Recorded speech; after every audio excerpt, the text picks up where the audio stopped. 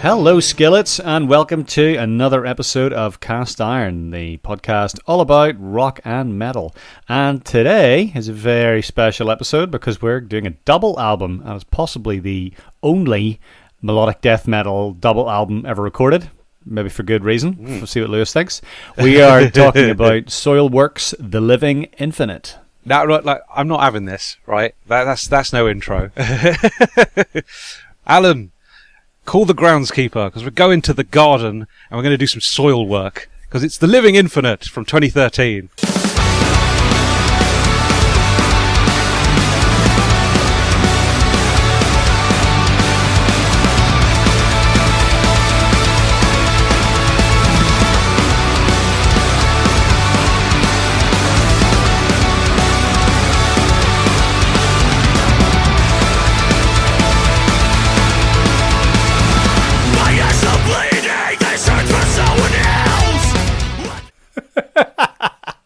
Very, very nice. Very nice. Is this the last episode of Cast Iron? Do I need to apologise to you? Because we had I did check in with you to see when we were going to record this, and you had said, I think we need to do an EP next time. Where's your sense of adventure? You know, it's a rare opportunity. Well, for us. I'm not gonna bury the lead too much, but you know, it's a long record. Let's put it that way. But yeah.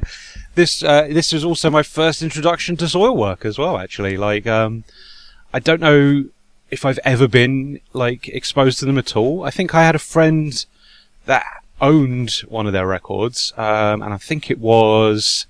What's the 2005 one? Figure number 5, Stabbing the Drama. Stabbing the Drama. So I may have heard something off that. He may have played me something off that, but it didn't leave much of an impression. And I couldn't remember... you know, what they were supposed to be like, what genre they were and stuff. So when I started looking it all up, and it was like, oh, okay, Melodeath, yeah, that makes sense. Alan chose it right.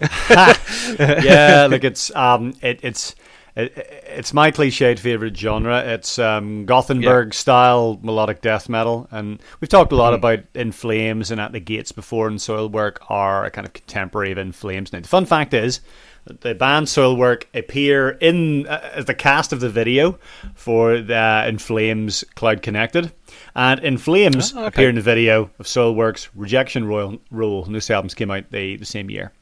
They are, I guess they are.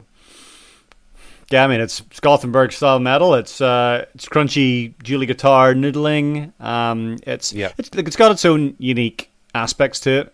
We can get to that, and we're talking about Soilwork today because they're one of my favorite bands, and I think I saw them twice, like back to back in certain years in London. Oh, really? But also because their lead guitarist David Anderson recently passed away, and The Living Infinite is his first album with the band. And earlier in 2022 they released their latest album, which is called Overgivenheden, which translates as abandonment, and it's fucking great. It's fucking great. Good stuff. So I don't even know how I got into them, but the important thing is that I did, and now we're here. But probably heard some of the tracks off things like Stabbing the Drama and Figure number 5 at some point, and they did have a bit of a lull after their more commercial success, and so this is a really interesting album because it's quite a transitionary one for the band. And Soilwork have had a bit of a changing lineup over the years. They were formed by Bjorn Strid, also known as Speed. He's the singer. Yep. And Peter Vickers, who was the lead guitarist over most of their initial run. And so Strid is absolutely everywhere. You will have heard him fronting Active Denial. They come up with Negative last year, which is I think one of my favourites of last year. And he makes guest appearances on, according to Wikipedia, absolutely everything from the early albums of Disharmonia Mundi, which is basically an Italian version of this, and some Alan deep cuts, like he's a guest on Camelot's A Great Pandemonium. He's a guest on Mercenaries Redefine Me, and he's probably one of the best singers in heavy metal, at least nowadays, I would say. Yeah, I was very struck by his voice actually on this, but obviously we'll get into that as we go through. But yeah, I was a little bit concerned actually when I was looking at the history through this band and noticing that Bjorn Strid is the only member left of the original band. Yes. And I'm like, and he's a vocalist. how much how much of the band, sound stays consistent throughout their career. It feels like, especially with this record, and we'll get into it as we explore it, I don't think it's that much of a melodeath record. Yeah. I think it's a much more of a modern metalcore sound. It reminded me quite heavily of an album we explored very recently, actually, Disarm the Descent by Killswitch Engage. I think it has a lot more of a metalcore edge to it than it does any sort of melodeath thing. Now, that's not to say there aren't connections there, because metalcore is very much a genre born from melodeath. And you can certainly hear those elements in this record, especially sort of like the lead guitar work in particular. Lots of melody, lots of just, harmonizing and stuff like that. So, that's the thing that really strikes me on this. But I feel like the overall production and structure lends itself a lot more to modern metalcore than it does melodeath, I think. But that's me. That is fair, and it's not super conventional. And I think there's also a bit of a black metal influence in it. There's a lot of tremolo picking, blast beating fun that we're going to get into. Yeah. That was a surprise. I will talk a bit about where I think there's more classic Soilwork stuff. They've kind of got three periods. There's some of their early stuff, and their albums all have weird names because they're Swedes trying to speak English, so they've got silly names like Steel Bath Suicide and Predator's Portrait. That is very, very fast, aggressive, quite thrashy take on... I think it's more of a traditional melodeath sound. Then you have their Natural Born Chaos and Stabbing the Drama, figure number 5 stage. And that is where you get... It's a similar sound to In Flames Cloud Connected, where it's not quite... It's not what you would call traditional melodeath. It is more of that mid-tempo, chuggy, there's new metal influences coming in. There's definitely metalcore influences coming in. And then there is everything from when David Anderson joins a band, where I think you get... more black metal, more blast beats, and actually like some folk music influences. Not so much in this album. You do hear it in the albums that follow. Also in this album, before I forget, it's got Dick Verburen on the drums, who's now with Megadeth. He's been there since 2016 as well. So that's cool. He left Soilwork after the Ride Majestic, so it's... I forget the guy's called, like Bastian Thurgard or something, who's their drummer now. Right, yeah. So that's the backstory, and this is a long album, and I've only got a bladder of finite size, and as Lewis can see here, a kind of medium-sized cup of peppermint tea. So I've already finished my tea, mate. So this is going to be a long one. Rookie mistake. How long have we been doing this? 5 years, and you've drank all your liquids. All right, so let's get it into it then. So we got 2 discs, as we're on disc 1, first track, and that is Spectrum of Eternity.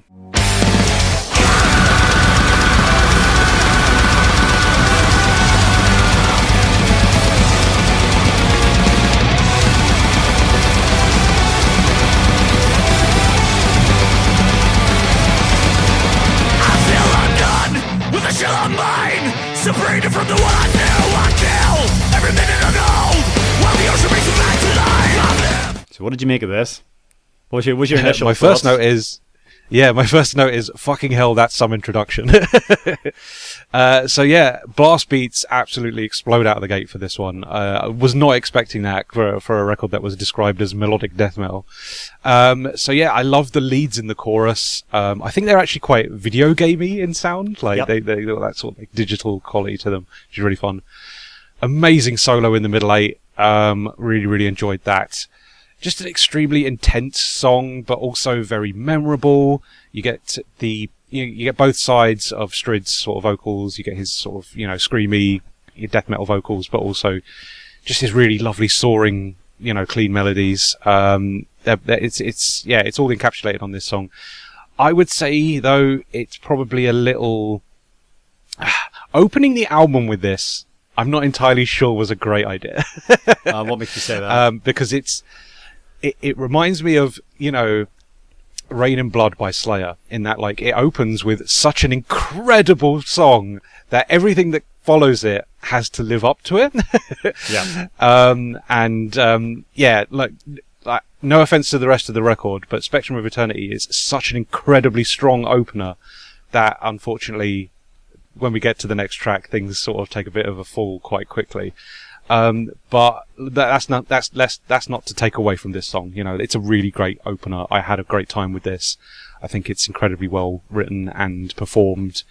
And yeah, I was not expecting this level of intensity at the start of this record. I think it's a really good song. Look, it is a bit of a statement of intent, and yeah. I really like the opening riff. You also hear Speed's his sort of traditional fast rapping style of screams. Yeah.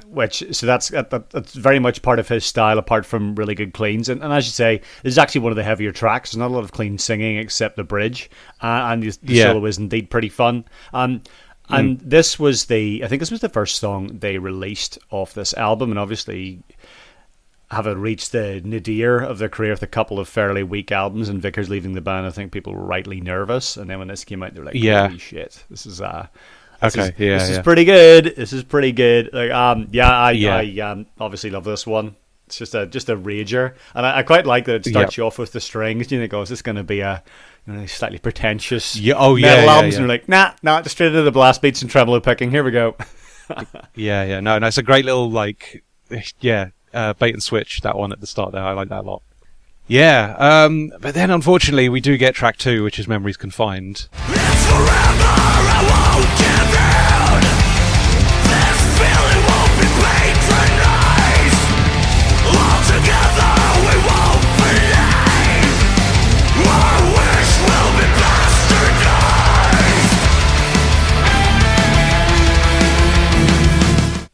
So this one, this is more of a mid-tempo, stompy one, and this is quite similar to some of Soilwork's previous work and Stabbing a Drama, but it's a bit, it's much slower paced even than that. And you've got I think the riff's pretty good. I like the groovy riff, and Stryd does more of his clean singiness.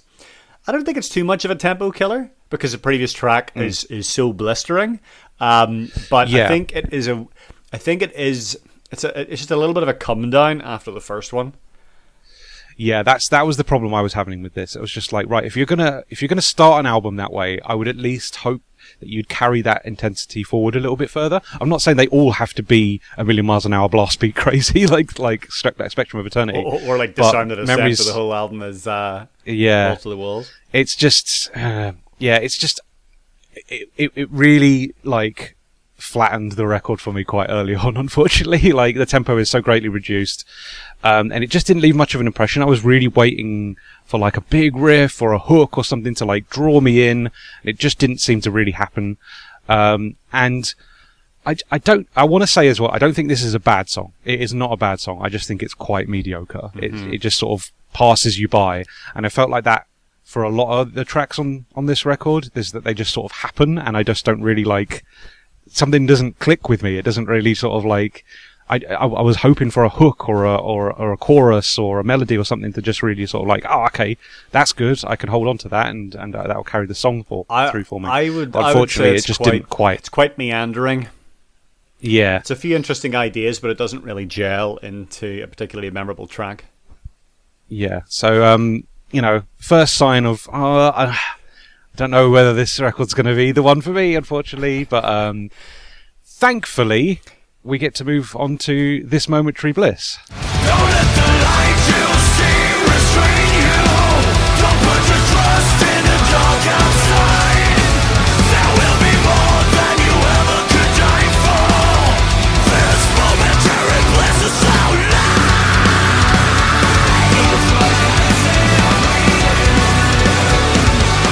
So I think if I take my mind back to whenever I first listened to this album, this is the track where I definitely fell in love with it. From the opening drum roll into that super catchy dueling riff, I was like, yes, this is what I like. This is my cup of tea. Yeah, no, I agree completely. I think this is an excellent song, like really good.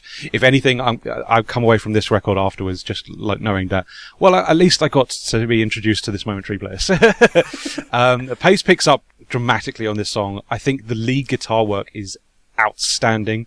I love all the tapping they do on this track. Like, that's quite interesting. That's something that you don't really hear across this record that much. It's got that kill switch, like, back and forth with the screaming and the singing. I think that's really fun. And this is the big thing with this song, that actually a lot of this record does. The chorus is enormous. It's got this big uplifting quality to it. It's actually quite positive in the way it sounds overall. Yes. It's not a sort of neggy metal record where it's just like, everything's bad. It's just like, it's got a nice, like, wholesome quality to it, actually. It feels like it's like, yeah, we you know, like, if you saw this live, you'd all want to sing along. You'd all, you know, brothers in arms, having a great fucking time. Like, I think that's the sort of thing that really, like, comes across this Soilwork record. There's a very sort of wholesome energy to it. It feels like they want to bring their audience into the fold and just let them have a good time, which is surprising for a Melodeath record. Yeah. Another really amazing solo in the middle eight. It's just an excellent song. Like, it was one I came back to a lot. On repeat listens, actually. It stands out quite heavily. I think, it's an absolute highlight of this record. I could listen to this all day and repeat, and sometimes I do that. Yeah. It is. Yeah. It's like, I feel like I'm making a lot of Kill Switch references here, but it's got that in due time sort of feeling of, I'm just going to listen to this again. That was really good. And Soilwork are really big on anthemic choruses. One of their more well-known ones that they do live is a track called Nerve from Stabbing the Drama, which also is like massive chorus is a thing they do, and I think they can do it because Strid is such a good singer, and I love the way he transitions between screaming and singing very smoothly throughout the whole album, and not in that metalcore way. Whenever, like, I think we saw Bury Tomorrow live once, and I was really disappointed. I was like, oh, the guy doing the screams and the guy doing the cleans is two different people. Boo! I love that he does all of it. Absolutely, absolutely. Yeah, and it, like I say, it sounds effortless. It just feels like he's a very well-trained vocalist. You know, it comes quite naturally to him. There's definitely been lots of bands where I'm just like, even if the vocalist does both cleans and harsh, some do not approach that as well as Strid does, unfortunately. He's phenomenal. Like, he's a great screamer and a great vocalist. Just a singing voice as well is really, really nice. And I think he's writing quite a lot of these songs as well. As I hastily look at Wikipedia in the background, he writes some of them. Certainly, he writes all the lyrics, and he has written quite a few of the songs. He wrote this one with Anderson. Well, there you go. Obviously, a very accomplished songwriter. So, very well done. Speaking of very accomplished songs, track 4 is Tongue.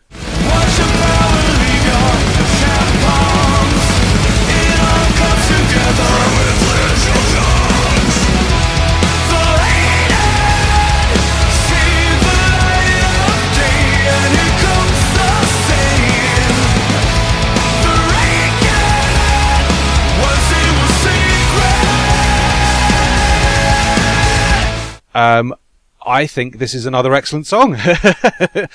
I think this is really, really well done. I think, again, I really like the fact that he's singing over blast beats on this song in the pre-chorus. I think that's really good fun. And it works surprisingly well. It doesn't, like, you know, the vocals don't get drowned out by the constant hammering of the drums. It's a real phenomenal mix of light and heavy, isn't it? And actually, really well mixed. This, to me, is one of the traits of the new era Soilwork with Anderson, is a lot more blast beats, a lot more heaviness, and that so one of the big differences with the Vickers era is what I would say Vickers riffs have more of a rhythmic crunch, like a meat grinder quality, like that kind of a head banging new metal kind of a feel to it, like that metalcore crunch, whereas Anderson's more bendy and loopy, and the guitars are going beely and fiddling around, and it almost has that kind of folk music quality. If you listen to something like Stabbing the Drama, I think you'll hear that contrast really clear. This is me addressing the listener, not you directly, but you should listen to Stabbing the Drama. It's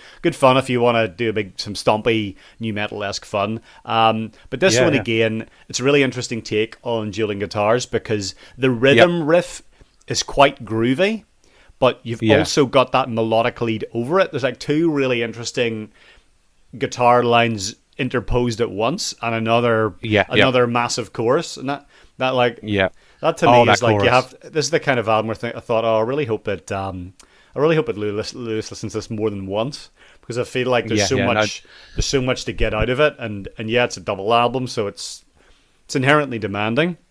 I came back to this one quite a bit, and actually I've got to say as well, like the past few days at work, I have been whistling the chorus to this one quite a lot. It's just in my head now. I'm just like, oh, what a great chorus that is.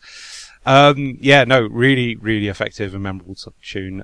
Just again, like this was the point in the record where I was like, oh man, this vocalist is pretty bloody good.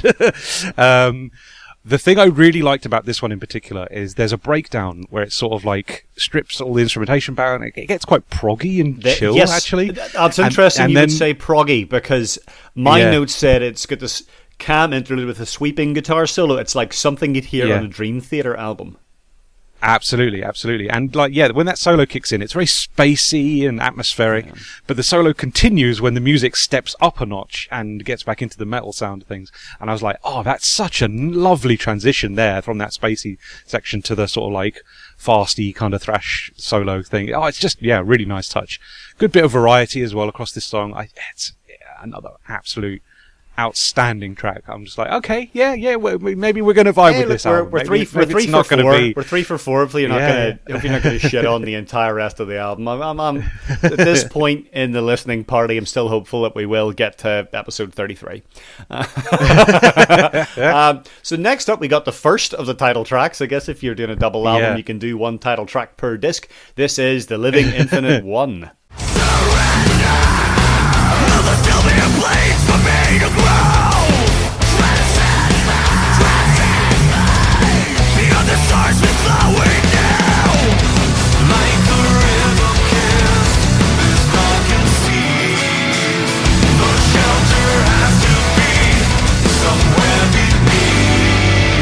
So I'd say this was another sort of mid-paced, stompy track. I really like that spiky riff that plays in the first verse. I think that's a really nice little bit of guitar work.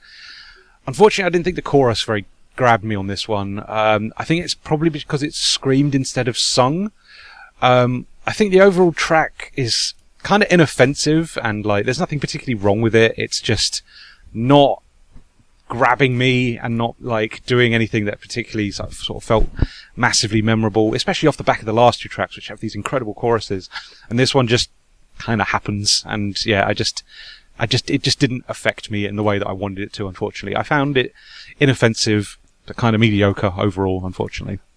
I mean, I think this sounds to me like a generic Soilwork sound, fairly standard Gothenburg metal track. Now I think that's telling that is the first title track, because this album is both a somewhat standard Gothenburg sound at times, but at other times it goes further and does more. This is a little bit of expansiveness.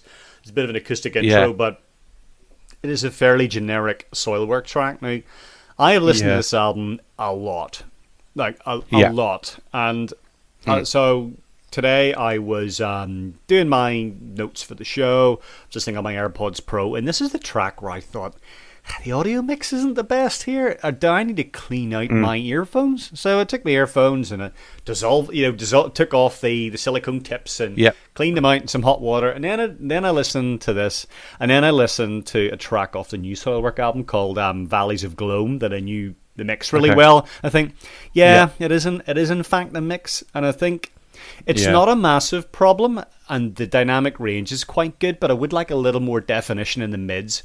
I think it's fine when you're listening to it casually, but as someone who, like, I've listened to this album so many times that my brain is often on autopilot, or metal-induced industrial deafness, but there was something a little bit distracting when I was listening to it more critically, and but it didn't. But there's other tracks I think are still mixed properly. There was just something weird about this one, so that's. But it might just be because it is more of a mid-tempo, mid-range. There's not quite a lot going on. But I agree. This is a pretty mediocre one. Yeah, a shame. Track 6 then. Let the First Wave Rise.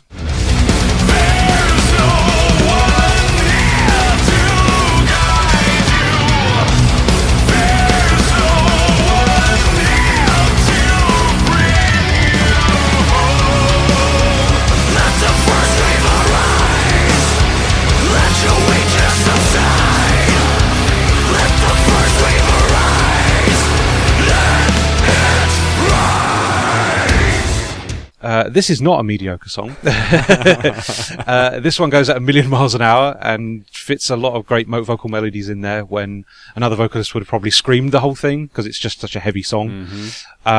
Very thrashy, this track. I had a lot of fun with this. This to me is an old school Melodeath track, and the solo's quite Mustaine-esque. Totally.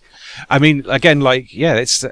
I think that's the thing with David. I think he brings a lot of like classic rock and metal, influences to the record, and you can really hear it on this track in particular. It's not really Melodeath. It's not really metalcore. There's definitely, let's pay some homage to what's come before. Let's take influences from a lot of classic heavy metal and rock. But at the same time, also being an incredibly heavy track at the same time. Yeah. It owes a lot to things like Megadeth and Slayer. It's just, really good fun. I had a great time with this. I do like the middle section in particular, the bit with the first the silence, the chaos, and the guitar's going before it builds up to the solo. That's a particularly fun bit. Please include the original, so that's not people's only experience of that song. I will definitely make sure that is the clip I use. Good. First the silence, then the chaos. First the silence, then the chaos. First the silence, then the chaos. First the silence, then the chaos.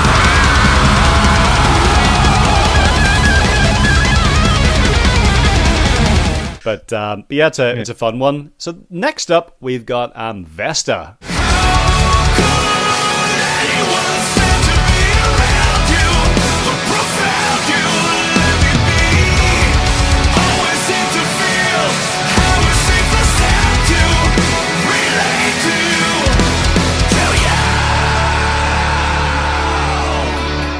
Was that a brand of curry in the UK in the 80s?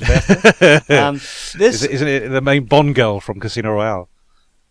Vesta Lint. Yeah. It's Vesper. This one has. This is an interesting one. I think it sounds quite generic, but then the chorus kicks in, and I find the chorus really, really catchy. And then in the back half, there's a really bluesy, almost southern rock inspired guitar riff, and to me that sums up. Like you just talked about Anderson having quite a lot of influence. He brings more of a classic rock sound to it, and needless to say, we'll talk about the Night Flight Orchestra at some point. But he also really likes album-oriented rock, which they don't pull a lot of in this album, but their subsequent albums. I think that would be metallic. I think that would be a step too far for Soilwork, right? To change their sound that dramatically. I look a little bit, but they push quite hard in the new album.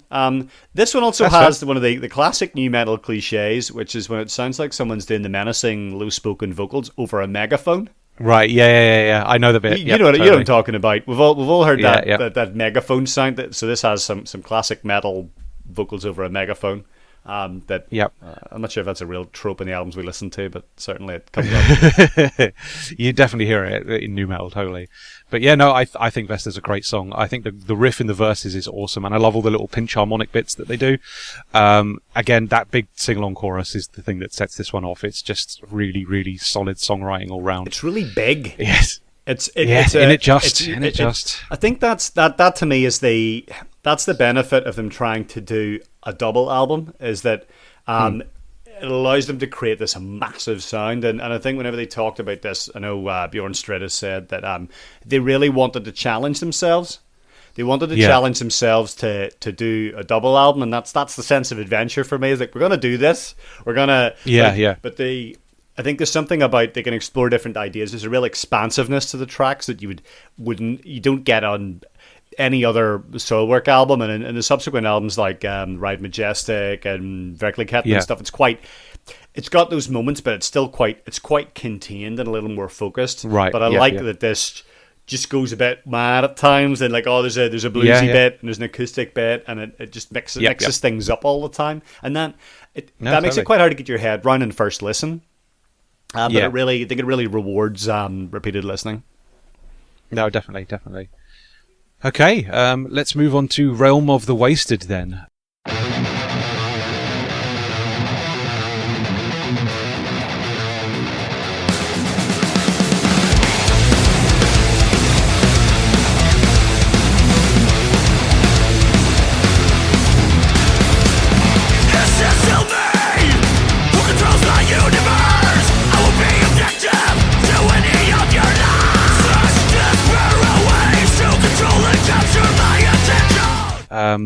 Holy shit, that opening riff.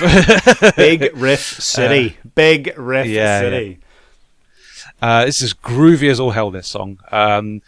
The thing that unfortunately lets this one down for me is I think the vocals are quite annoying. Okay. There's these really awkward long notes where he's like, oh, Yeah. and I'm just like, I don't know if that needed. Yeah.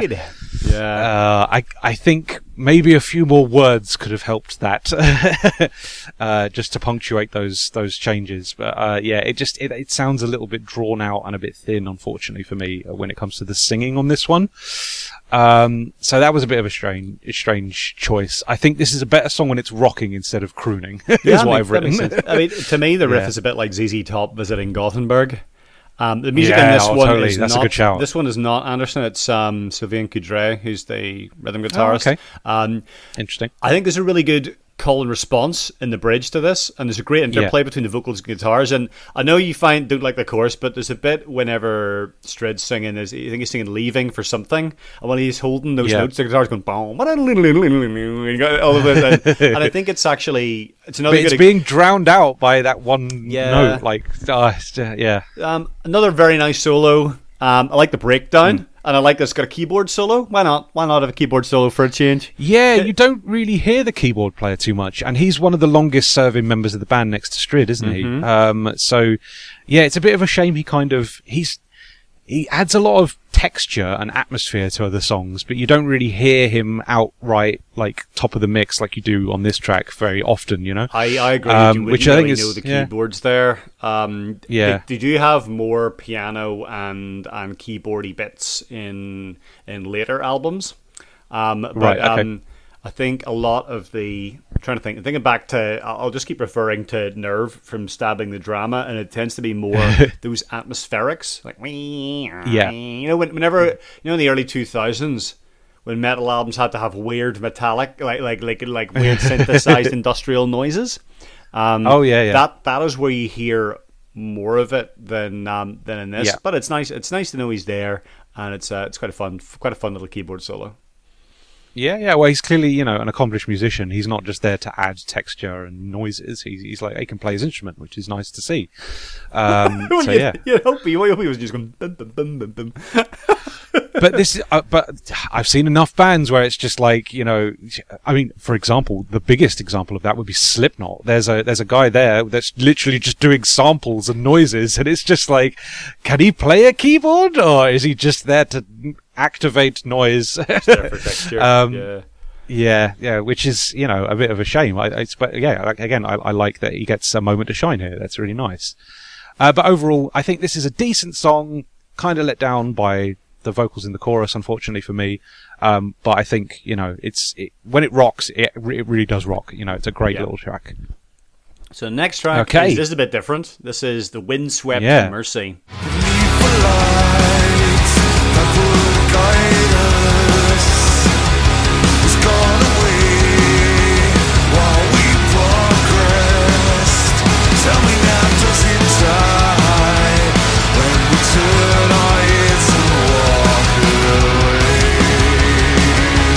And after a few similar sounding songs, this has a still relatively high tempo. It's quite a driving, like, bass-driven groove to it. But this is clean vocals, shows off Strid's vocal versatility. And I really like the contrast in this between the vocals and the guitar. I think it's a nice break from the thrashier fast songs, and it's a much more successful way than Memories Confined.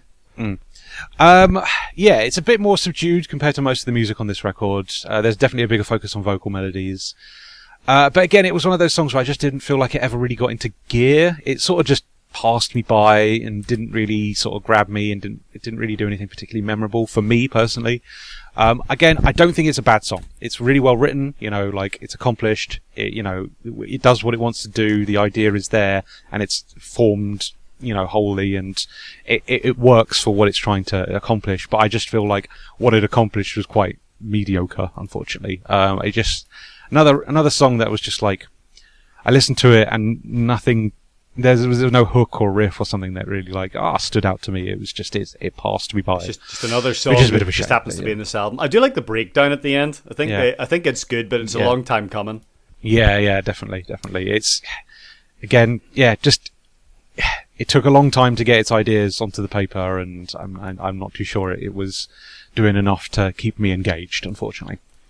So speaking of slightly different tracks, we have reached the end of the first disc. This is Whispers and Lights.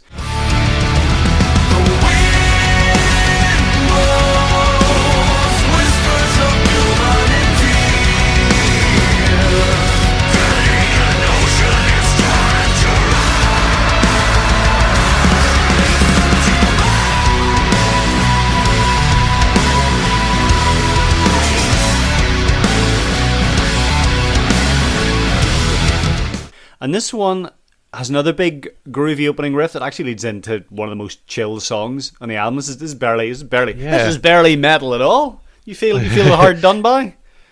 Yeah, I wrote that. I feel like there's a lot of swing to that opening riff. You know, it's a lot more mid-paced and laid back in the verses.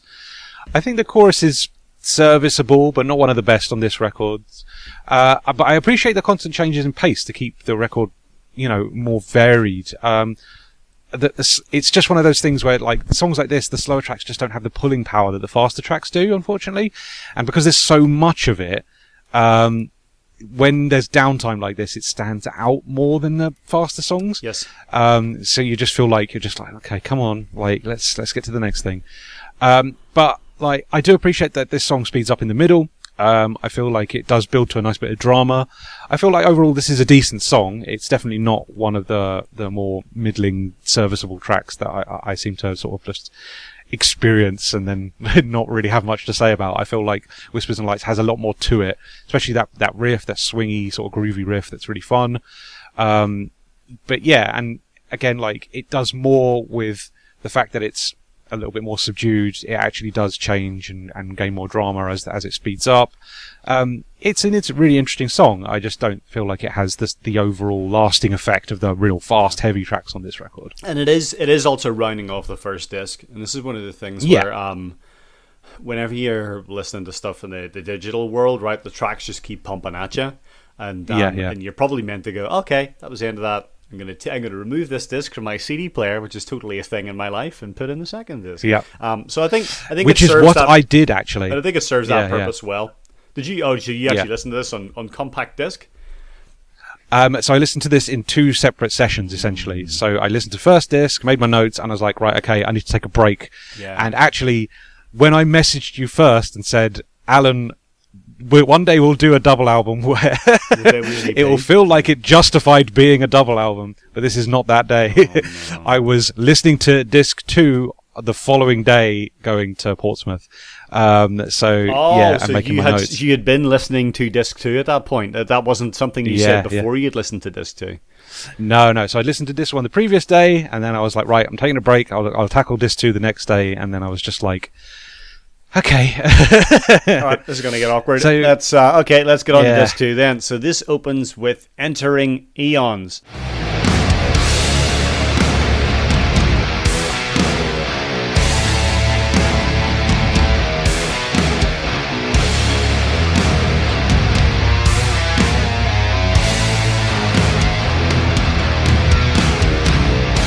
Now, I am famously not a fan of overlong introductory tracks, and this does not change my mind. It's probably twice as long as it needs to be. This is unnecessary. It could have been attached to the next song because it basically is the intro for the next song. Yeah. But it is a long, meandering instrumental intro that doesn't do much apart from create a bit of drama. Having said that, I tend not to skip it when I listen to this album because I think the transition into the next track is really quite well done. It's so well connected to the next one, which is, of course, track 2, Long Live the Misanthrope.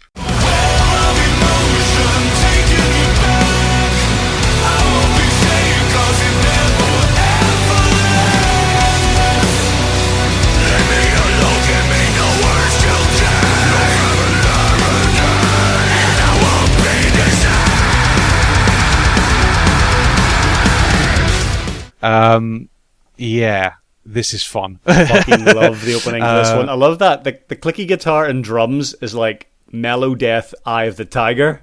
Yeah, I can hear that totally. And then you've got that. And then you get the groovy riff layered over the top, and then it just explodes around the 20-second mark with a classic Soilwork trope of Bjorn Strid going yeah for a very long time. And you can hear the keyboard in this. This is a keyboard guitar double lead, absolutely amazing.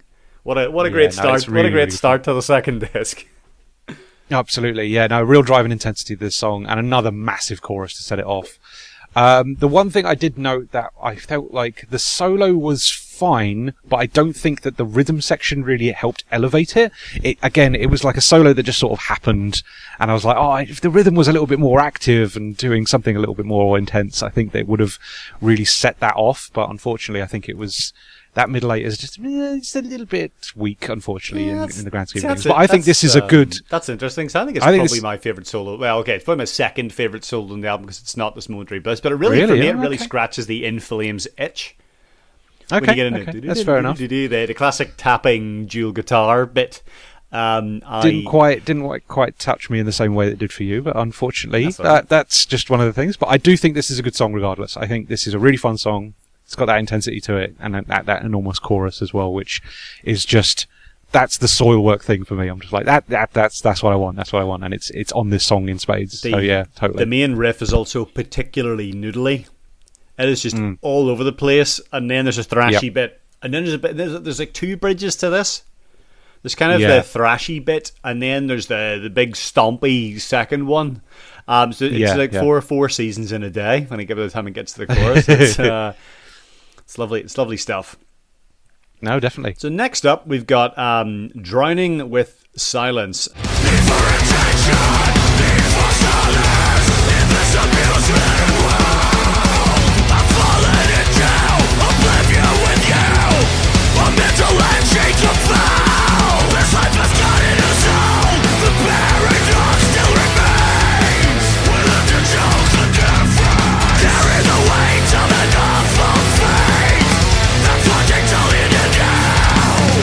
And I mean, yes, that's a weird song track, but I think this album is sort of loosely themed around water, so I guess that makes sense. Anyway, Drowning with Silence. It just sort of happened. It is like, it is one of the more generic songs in the album, all things considered. I quite like the bridge that nothing's changed, nothing will, but that note progression is really like Tool's Schism, and it's also really like a Dream Theater song called Answering the Call, and it's like, what is it with those notes that's so compelling? Now that you've hummed that, actually it's instantly just come back into mind. Can't unhear that. Leaves an effect. But yeah, it's by no means a bad song. It just didn't have that special something to make it truly memorable. It's very much that sort of mid-paced Soilwork song by numbers. Found it overall quite mediocre. It's just, unfortunately, another one of those tracks that gets lost in the mix. And it's songs like this where I feel like I think this album would have been a better experience if it was either condensed or naturally they had a lot to say. It feels like a lot of this record is quite forced. It's like you said, the mission statement was, let's do a double album. We have to do a double album. And I think when they'd set that goal for themselves, stuff like this happens where it's just like, we need a song here, but we don't have a strong enough idea to really sort of round it out. So we just have to kind of make these mediocre tracks to fill the space in. And I just don't feel like it was worth the effort, unfortunately. I think this would have been overall a much better condensed single disc experience, and I will talk about what I think is the best running order at the end of this. Okay, you've done a playlist. I mean, it is, even though it's a double album, it is 1 hour 25 minutes in total length. So to be fair to them, we have covered albums that were very, very long on this podcast that were single disc albums, and it's only 10-15 minutes longer than that. So I'm gonna stand up for it, and spoilers, I think it succeeds with the mission statement, but it does have a little bit of fat that you could potentially trim if you really had to get down to one disc, and that's probably, and this is probably one of those tracks. I am a big fan of the solo in the middle, but I don't think that makes up for the rest of it. Although the bridge is catchy, it's got its moments. But it's not a highlight. Definitely.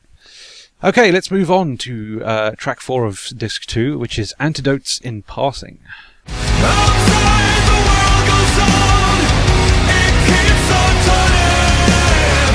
The feeling of being an outcast just keeps growing. There must be life. There must be light. Take me home where the truth unfolds and steals away the night. Now, I say this is probably the most stripped back song on the record, Yep. almost entirely sung instead of screamed. I thought the chorus was pretty solid, but the acoustic verses were a little dull. I just don't feel like they really leave an impression at all. There's a simple lead guitar melody in the back half, which I think is very effective.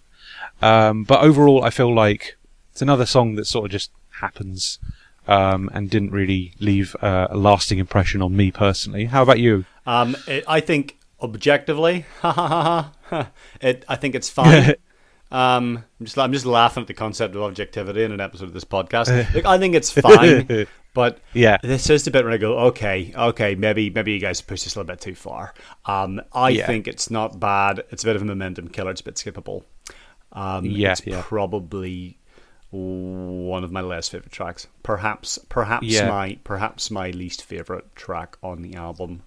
But Yeah, it's tough. The start of this second disc in particular is a bit quite draining. Actually, I'm just I needed the intensity to ramp up a bit to keep me engaged, and thankfully with track for you, 5, that happens. there's another track called Leech, and it comes immediately after this.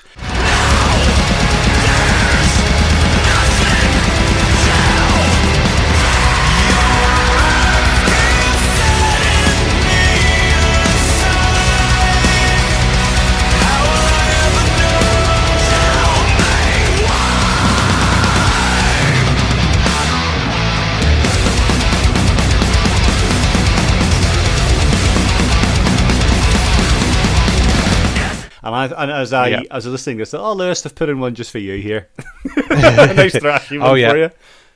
Yeah, pace picks up dramatically on this song. Blast beats in the pre-chorus, and another and massive, huge chorus that I absolutely adored. I think this is a great song. I had a lot of fun with this. It's just no frills. We need a heavy song now because we've been mucking around and doing lots of boring, mediocre stuff. Yeah, this is a good headbanging track to get the momentum and energy back up. I do like the absolutely brutal bit where he's screaming, "You can't leech from me." That's particularly effective. Although at the same time, we have heard this style of song before, and I think Tongue does it a bit better. I think I'm more of a fan of Realm of the Wasted than you, but I also think it perhaps does it better. So it's still really good, and it's at a good place in the album. But it's in some ways it's more of the same. It's more of the good same. But it's more of the same. But it's very needed at this point in the record. I very much needed that burst of energy to keep me engaged, sort of thing. Because the first bit of this record was kind of draining. The first bit of this side of the record was a bit draining for me personally. And so now we've got the second of the title tracks. Doesn't that say it all? This is The Living Infinite 2. Dedicating my hopes and fears to the world below. It will swallow all my visions and turn them into gold. I want to pierce the surface of dreams. I want to go where the rest don't need to accommodate my beliefs and preserve the disease. Or Living Infinite I, if you don't understand Roman numerals. I actually prefer this one of the two tracks called I Living also Infinite. prefer this one to the Living Infinite, yes. So what did you think of this? I think it is another perfectly serviceable track. Nothing particularly wrong with it. Just doesn't leave much of an impact. Need a big catchy chorus and riffs, but this just doesn't seem to happen to me. Another song that just sort of seemed to happen. It's decent. It's not bad.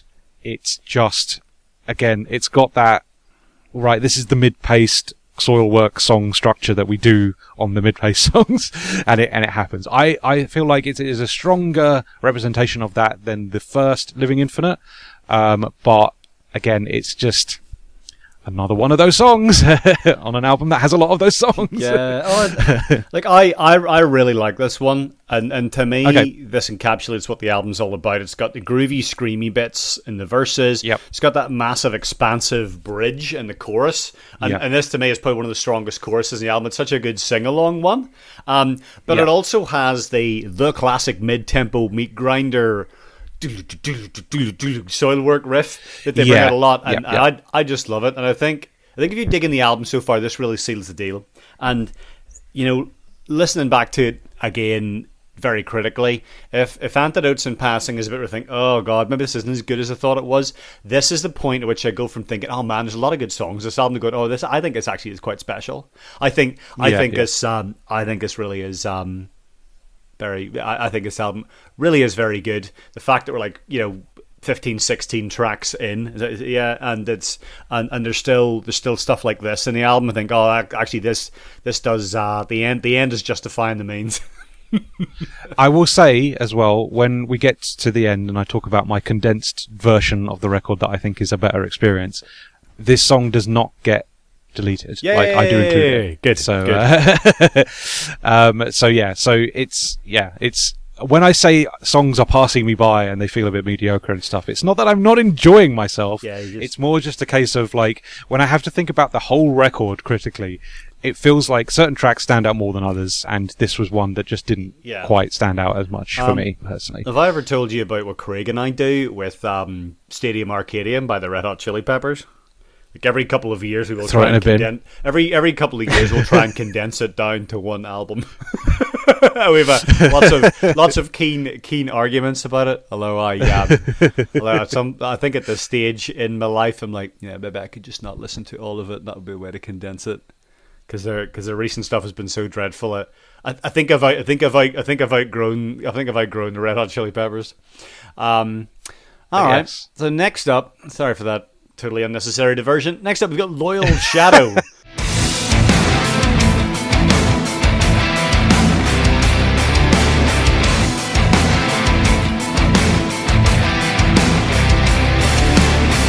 Loyal Shadow. And this is the second meandering introductory track, but I quite like this. So I think it's catchy as fuck. It reminds me of the Jester's Dance off the Jester race. Oh, you don't feel that way going to disagree on this one. Unfortunately, you winced there on the video stream.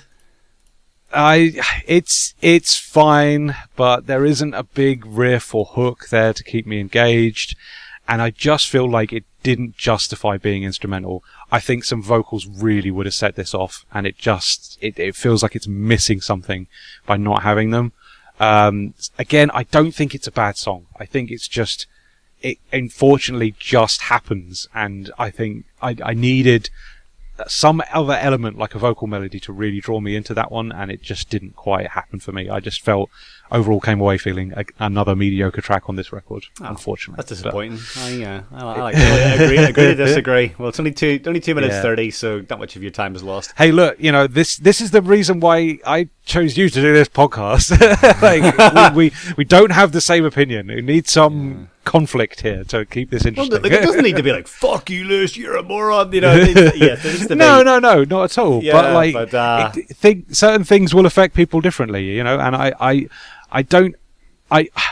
I'm not here to say you're wrong. It just didn't affect me in the same way. I think this one's actually super tasty, and fair enough. It's got that good noodly and flamesy quality to it that I really like.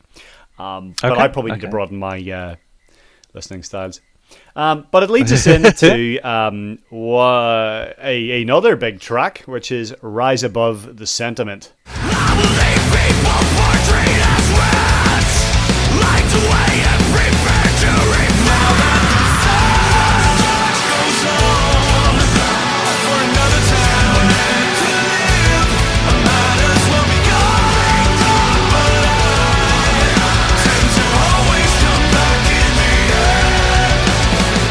end. Oh, in it just big. That riff. Oh, the groovy riff in the verses is excellent.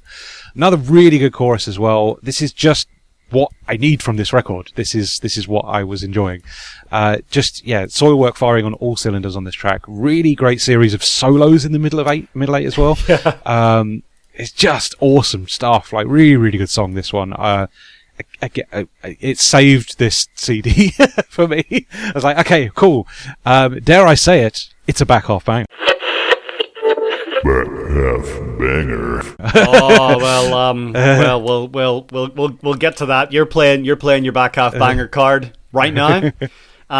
Yep. And look, I think this is saving one of the best for last. It's got a great sing along chorus. It's got a big niddly solo. What's not to like? What's not to like? Great. Yeah, great song. It's a really, really great song. Great, it is indeed. great song. No disagreements on that one at all. So next up, we've got Parasite Blues. I'll give you something that you can't ignore. Hoping to go all the way. A place where your life gets paid. While the parasite blows. And at this point, I'm going to play my back half banger card, which I've saved for this track. Back half banger. I think you're completely justified in doing that as well. I think personally, Rise Above the Sentiment had more of an effect for me, maybe because I needed it more at that point in the record. But Parasite Blues is no stinker by any means. I really enjoy the opening and that sort of verse riff. Lots of drama to it. Really impressive vocal performance in the chorus. It reaches a really high register on this song. Yeah, in particular. Definitely, and it works. And it works. Absolutely, it does. I think if you've got if you got a double album, you're allowed 2 back half bangers. So we will allow it, absolutely. and we'll play the little weird jingle of my voice that I really don't like. You get to hear it twice. Yeah, everybody. we get to hear my voice warped twice. So this is one of the catchiest riffs in the album. It's just so fucking heavy and stompy. Yeah. Right at the end of the album, I love the vocal delivery in the verses, but it's just so intense and epic. And then from the second verse, it gets even heavier. The riff just like really starts flying all over the place. We do get another shouting through a megaphone breakdown, and then a monster solo, and a really good sneaky drum fill before the chorus. There's a few of those across this record actually. Yeah. Like we haven't really talked about the drums too much, but honestly, like they are very, very good. Tight as all hell. Like very, very good. Just across the whole thing. I mean, like. You know, we've been talking about blast beats and stuff across this record, and honestly, like, just the performance is brilliant. There's a thing with blast beats that, unfortunately, a lot of drummers can't keep that level of intensity, and often the blast becomes quite tappy. Mm-hmm. Like, it fades out. It starts off heavy, and then it's just like, oh, I can't keep going this long. So, to have that consistency, and look, you know, they may well have, you know, mixed this in a way so that the consistency is there. Even if it's not like the real performance, but on record, it definitely sounds consistent and intense and heavy. And it's just, like, honestly, the drumming is fantastic across this record. Really, really good. I love that solo as well near the end. That's really, really good stuff. Oh, good song. Real good song. And it would have been the perfect way to end the album, but we have one more song. Yeah. And that song it would have been, wouldn't it? Isles Predict, Oracles Stand Guard.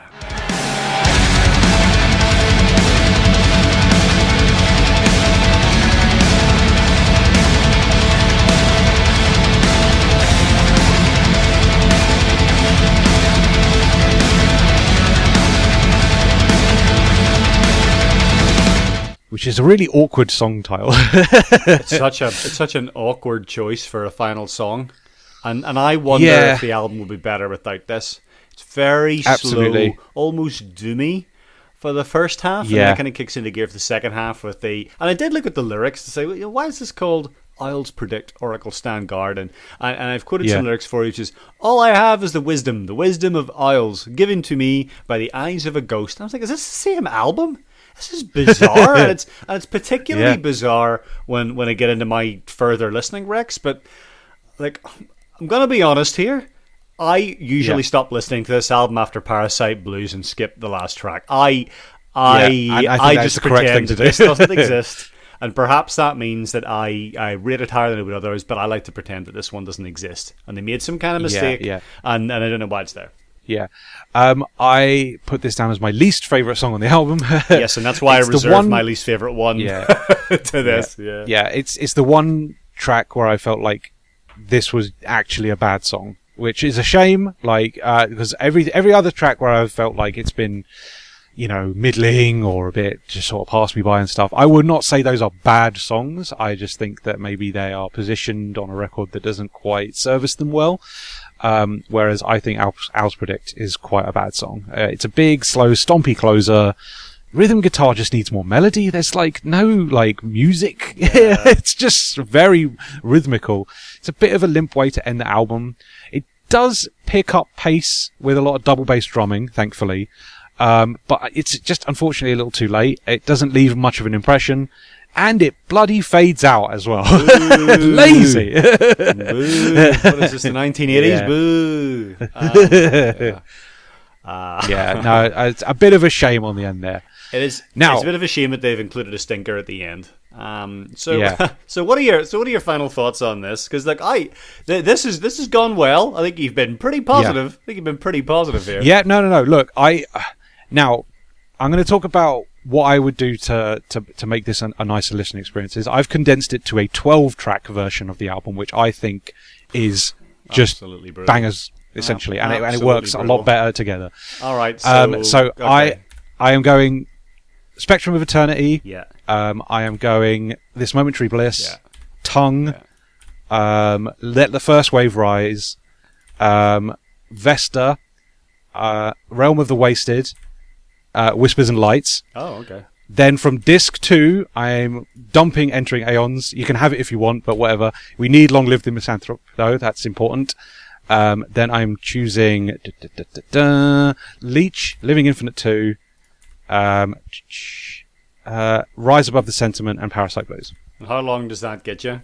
So that's 12 tracks. I'm not entirely sure what the length of the songs is, because the version of the album I was using had all the wrong song lengths for some reason. However, I'd converted it and made everything like twice as long as it was supposed to be, even though the tracks actually continued fine once they ended. It's very strange. I don't know what was going on. I there. will playlist it up and put it on Apple Music anyway. But honestly, I think those tracks in particular, I listened to that version that I just listed as its own thing, and I was like, yep, that's what it needed. It just needed to be a lot more condensed.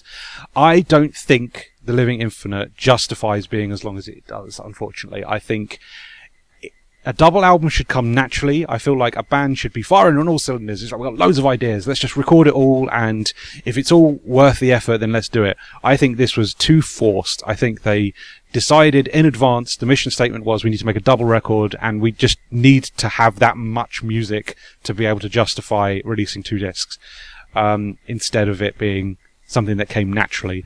I don't think this is a bad album by any means. I think it is a good record.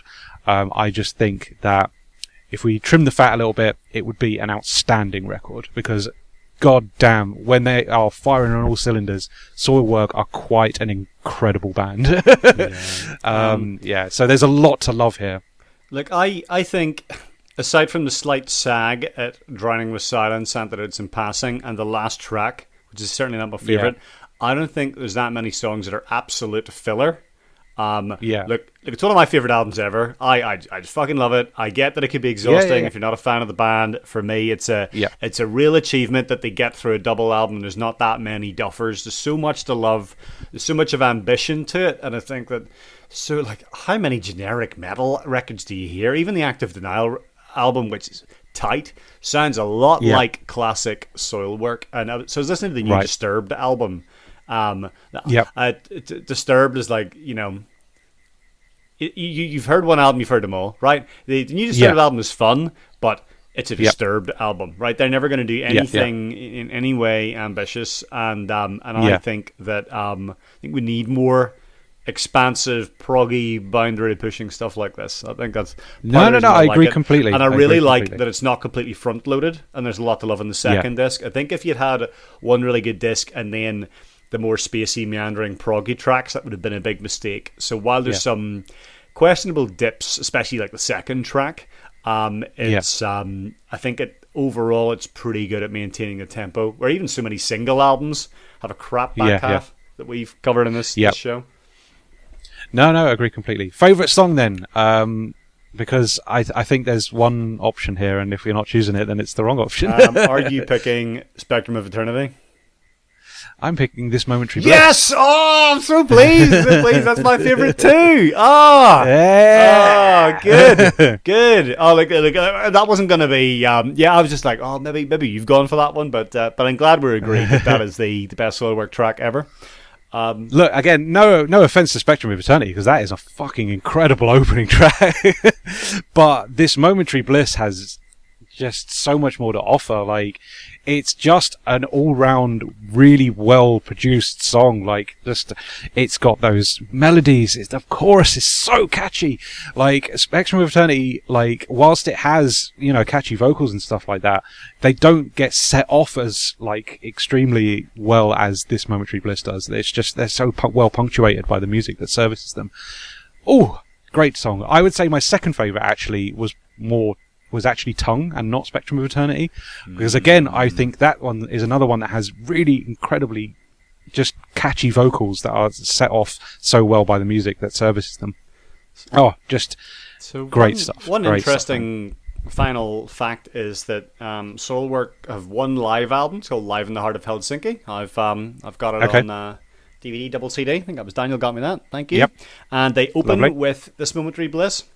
The track listing in that one from this album, I'm not going to read the whole thing because it'll be meaningless. So they include This Momentary Bliss, Spectrum of Eternity, Parasite Blues, Long Live the Misanthrope, Tongue, Living Infinite 1, which is the incorrect one they should have chosen, and Rise Above the Sentiment. So that definitely lines up with our favourite tracks off this.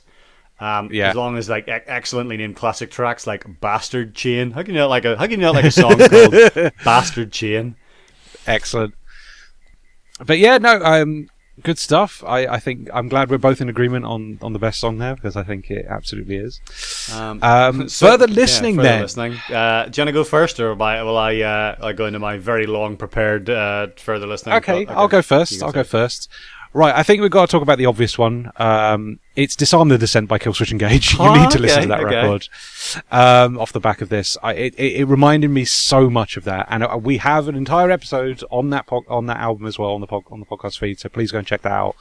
It's that modern metalcore sound, but taking a lot of influence from Melodeath. That it's not that chuggy, breakdown heavy stuff that you get with a lot of metalcore. It is songs. They are written to be songs. They have peaks and ebbs and flows. There's really memorable choruses. We talk about the choruses on that record a lot in our podcast episode, and that's again like one of the things that really affected me a lot when I was listening to the Soilwork album. Choruses are just so solid. So yeah, that was the one I had to be like, right, I have to say it. Like, it's so obvious, I have to say it. But we already the other choice, I'm going to go... I know. It's implicitly recommended because we covered it as an episode. I know, but I had to say it, right? It's just so obvious. There's no real rules. But yeah. There's no real rules apart from I try to avoid recommending the same album twice. That's my only rule. I'm sorry. It was just one of those things where I'm just like, I keep being reminded of it. I have to say it. I will allow it. Okay. One that we haven't covered, Come Clarity by In Flames is my other choice. Because I feel like this shares a lot in common with that record. It's, still a heavy metal record, but singing and choruses are becoming more prevalent in Flames, like, arsenal of weapons. It's like there are a lot more songs on that record where I'm just like, great chorus, really effective. The singing has become more of a vocal element that Anders does a lot more on Come Clarity than previous records. And he's not so scream centric, that record in particular definitely reminded me quite heavily of this in just the overall sound is very similar in that it's like, okay, we've still got heavy elements and we're still doing metal songs, but we're also introducing a lot of melody now and just trying to give you, nice catchy moments of really big choruses and stuff that people can sing along to. And so yeah, that's why it's my second choice. Well, we all know how I feel about In Flames, and as two big Sonic the Hedgehog fans who know about the Sonic cycle, and I have reached the excitement stage of the In Flames cycle for their new album. Yep. Have they released all their good tracks up front, and will the rest have children's choirs and be poop? We will find out next February. But since we've reached the point in the podcast, and only the hardcore skillets are listening, it better be fucking good. It better be that's all I can say. It better be fucking good. I'm going to see In Flames at Knotfest next March. I don't want to hear lots of crap Children Choirs tracks. It better be fucking good. I'll be wearing my In Flames t-shirt. Don't make me take it off and burn myself in the Australian summer sun. And the best thing about Come Clarity is that it's quite a good gateway album for In Flames, and I get to send my colleagues, like, oh, listen to this track. It's got like Crawl Through Knives, Pacing Death's Trail. It's so good. I'm obsessed. It's so good for like stereotypical heavy metal song titles. It's so good. Yeah, totally. All right, so you've just reduced this album down to a 70-minute thing, and I think it could actually be longer, because so my sort of first jokey further listening is you should listen to everything Soilwork have released after this. It's all excellent. The Ride Majestic is like a tighter, even more blast beaty version of this. Then you've got Verklig Hitten, which is a bit more weird, a bit more poppy, and then you've got their new album Overgiven Hitten, which I think is really good, although probably a little bit long. Now, Soilwork released, can you believe, there were really good songs that were left on the cutting room floor from this session, and they released them as an EP called Beyond the Infinite. And that EP was then packaged into one of those sort of rarities and B-side albums, and it's called Death Resonance. And I would probably have included the tracks on Death Resonance over the less good songs that made the cut for this album. I think it is a fascinating listen for what comes out of album sessions, and there's a track on that called Forever Lost in Vain, which sounds like Soilwork covering Dio. Really, really, like, Soilwork's like offcuts are better than most bands' albums. Really, like, I think it's so interesting that they've got Oils Predict Oracle Stand Guard when he could have had Your Nerves My Everyday Tool or something off Death Resonance. There's so many fucking great. There's just pretty much every track you can look up and see where they're from. Pretty much every track in Beyond the Infinite is awesome. Now, my two actual recommendations. First one is another band featuring Bjorn Strid and David Anderson. The band's called the Night Flight Orchestra, and they do really fun, cheesy, album-oriented rock. And the album I'm recommending is Amber Galactic, which has songs that we played at our wedding, because it is fun, and I wanted to get Soilwork on the wedding playlist, but it was too much, so I snuck that in instead. It is fun stuff. They amazingly prolific. They've released like, I don't know, 3-4 albums. I don't know if that band's going to continue now that Anderson's passed away. It's the thing, isn't it? But it's basically all sort of cheesy 70s songs about having sex, and they've all got worldwide like airport travel puns. That's the best way to describe it. Like, they've got an album called Aeromantic, and a lot of the songs are about people jetting around the world and sleeping with people. It's very, like, needless to say, it's very tongue-in-cheek, right? And when you hear they've all got the aviators and big white disco suits and all on, it's really silly stuff. It's really good fun. And I think it also shows what a great vocalist Strid is, and also the versatility of their stuff. Now, the second one is actually a Melodeath album. And my second real recommendation is by Omnium Gatherum, and the album is called The Burning Cold, which I think is easily their best album. So Omnium Gatherum are like, they released a new album last year. I think it's called Origin, and they described it as Death Leopard as opposed to Def Leppard. That's a bit tongue in cheek, but they do what's similar to Soilwork is they've got that Melodeath backdrop. A bit more keyboard in their songs, but it has that slight tinge of album-oriented rock.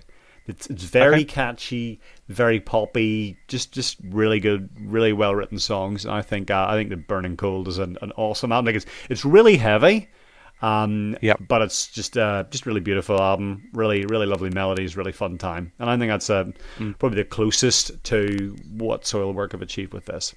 Good stuff. I'm very interested in exploring more Soilwork, to be honest with you, and I feel like that might have been something that maybe put me at a bit of a disadvantage with this record, is that I didn't really have the context for what had come prior, and maybe it would have been nice to have had that knowledge going into it to really appreciate what had changed and what they were trying to do. If, like you say, if you've had lots and lots of albums of chuggy, new metal-y kind of melodeath, and then all of a sudden you get this, which is like this really huge, expansive, classic heavy metal influenced version of Soilwork, then yeah, maybe you would appreciate it a lot more, and maybe that was where I was coming into this at a bit of a disadvantage over yourself. But that's not to say I didn't enjoy it. I did have a good time with this. It's just I felt like it was a little overlong. There was some stuff I would take off, and I felt like it was a little bit more of a double album that they tried to force into existence instead of it coming naturally. But yeah, good stuff. Good stuff. Oh, all right. I'm just so glad you liked it. I'm so glad you're not like, yay. I hate this. Fuck you. We're doing an EP next time. Yeah, next time we will do the Soilwork EP, Beyond the Infinite. More of the same. Let's go. We're doing an EP. But no, I'm no, we're not doing an EP next time. I have already decided what we're doing next time, and I will leave the listener wanting, because I'll talk to you about that afterwards. But yeah, yeah. Well, you can't give it away. Also, because things might change. You don't want to overcommit yourself. Absolutely. You don't want to Osborne effect yourself. Where people So anyway, we're clearly into the waffle small talk stage, and we have reached another episode. So thank you so much for listening. Now, if you enjoyed this episode, there's two ways to support the show. The best way is to leave us a review on Apple Podcasts. But in fact, actually, I take that back. That's the second best way. The best way is to share this with a friend or two and really spread the love around. You can find all the previous episodes on your favorite podcast app or on our website, castironshow.co.uk. You can follow us on Instagram at castironshow. At the time of recording, Twitter still exists, and we also have a Twitter account which is at Cast Iron Show. But I think Lewis's homework is going to be to set up a Mastodon account or something, given how quickly this thing's going off the rails. I'm very much enjoying Mastodon. And yeah, Mastodon, I think, is the true heavy metal social media service. Absolutely, damn right it is. Damn right it is. So yeah, we keep an eye out on the socials. I may well set that up, and we'll have another place for you to keep in touch with us. And it'll likely be more active because I just like using Mastodon more. So yeah, as long as you're happy. Yeah, definitely. All right, thank you, and we'll catch you next time. Take care.